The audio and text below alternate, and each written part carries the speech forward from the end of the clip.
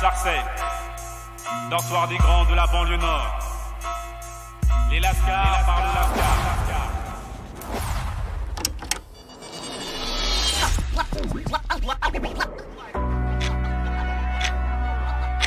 1994.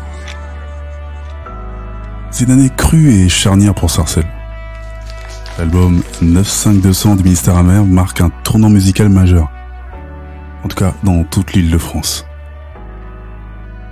Dans un premier temps, il unit toute la ville et les villes alentours.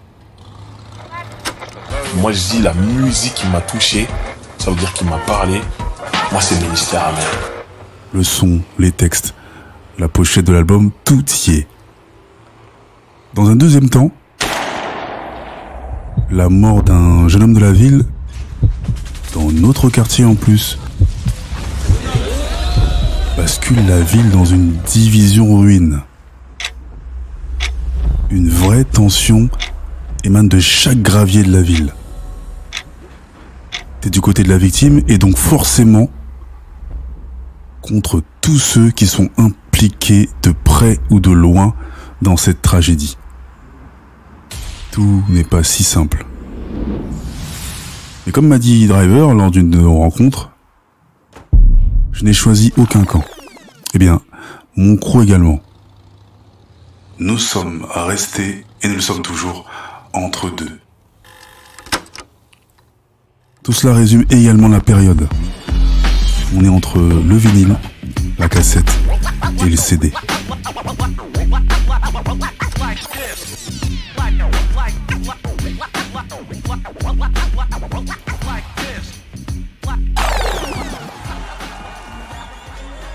L'ombre de Passy ne plane plus au-dessus des Césars et du groupe Modèle.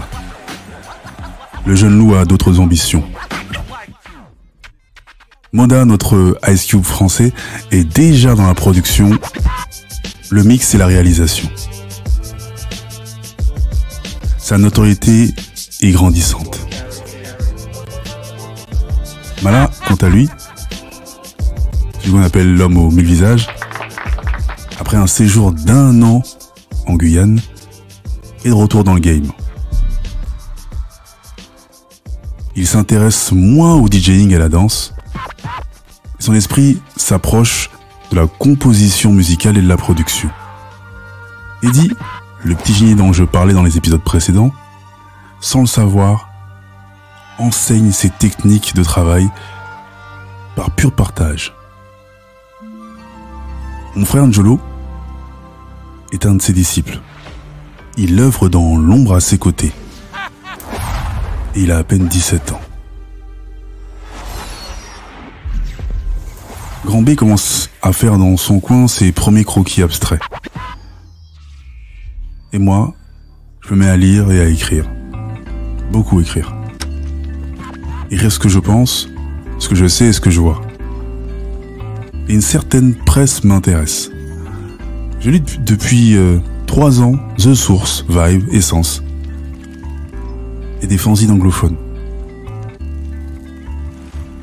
Mon crew et je pense toute la France et les banlieues sont bouleversés par les films notamment de Spike Lee, No Better Blues, Malcolm X, Do the Right Thing. Il y a aussi Menace to Society, Boys in the Hood. Tous ces films-là ont un impact. Et moi je deviens également accro à la chaîne Canal Jimmy, où il passe des émissions ou des séries anglophones en VO, sous-titrées en VF. Je voyage sans bouger de la baraque parentale. Le temps passe très vite. Et déjà 3 ans plus tard, le groupe Modèle n'existe plus.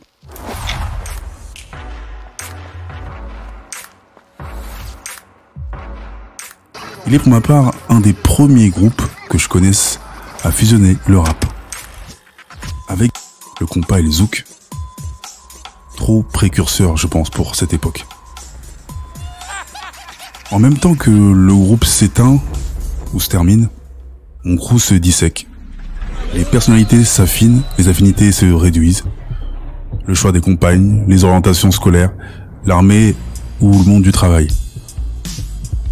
Tout est un frein à nos rassemblements passés.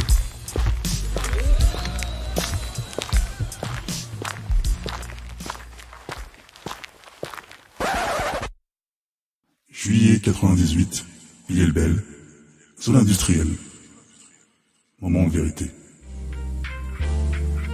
Depuis quelques mois, Mala bosse pour une boîte nommée Gilson. Tous les anciens TEP, donc les taggers en puissance, sont éparpillés en Ile-de-France pour X raisons. Mais Mala déclenche un mouvement. Il fait entrer JO, Hercule et Grand B dans la même boîte. Et ensuite, il me pistonne et je les rejoins un mois plus tard.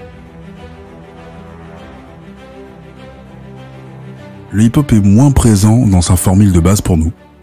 Fidèle est avec la danse, le graphe, le rap et la discipline dominante. La majorité des gars de Sarcelles qu'on a côtoyés ont pété le score avec le secteur A. Stomy, Doc Gynéco et Passy, notre voisin. Mais il y a aussi les nègres marrons. Les Sarcellois sont à la fois envieux et fiers. En plus, le siège du secteur A est en plein cœur de Sarcelles, près des Flanades. Après mûre réflexion et conversation, en scred, Hercule et JO décident de former un nouveau crew. Et tout ça dans l'enceinte de Gilson. Et là, ils y réfléchissent longtemps. Écriture, management, agent, rappeur, compositeur, chanteur. Tout ça est en gestation. Et le 15 août 1998, le collectif est créé. Il s'appelle le Kama Sutra 69. Et coïncidence ou pas, c'est également le jour de la sortie du premier album de Driver, Le Grand Chelem. Et ça, c'est l'événement qui change tout.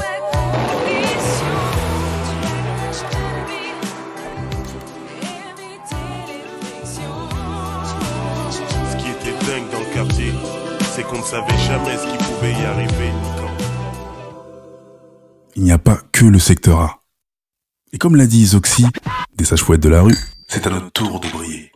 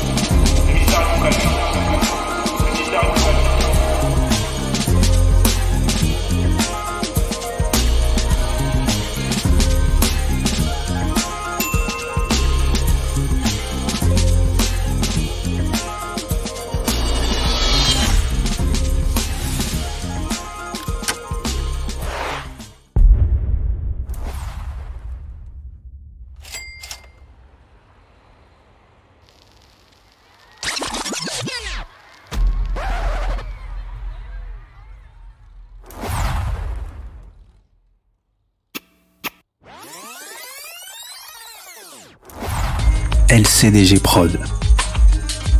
Le podcast urbain, les chroniques du gouffre, une production LCDG Prod. À la réalisation et au mix, Njolo Jago pour Angel Prod. Art et concept visuel, Valik Chaco. Écriture et narration, Kevin Chaco. Enregistré au LCDG Studio. Les chroniques du gouffre, c'est également une chaîne de podcast comprenant 3 autres programmes.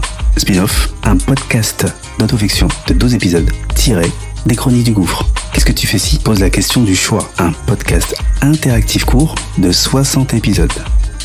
Et Proxémie, un podcast de fiction originale qui parle des relations humaines post-Covid-19. Tu peux retrouver tous nos programmes sur Acast, Apple Podcast, Spotify, Amazon Music Podcast, Deezer et toutes les autres plateformes de podcast. N'oublie pas, mets des étoiles, abonne-toi, partage et parle-en autour de toi. Il y a aussi la chaîne YouTube, Les Chronies du Gouffre, même sanction. Abonne-toi, partage, like, fais de la promo qu'on puisse grossir. Sur ce, à bientôt. Les chroniques du gouffre. Les chroniques du gouffre. Les chroniques du gouffre.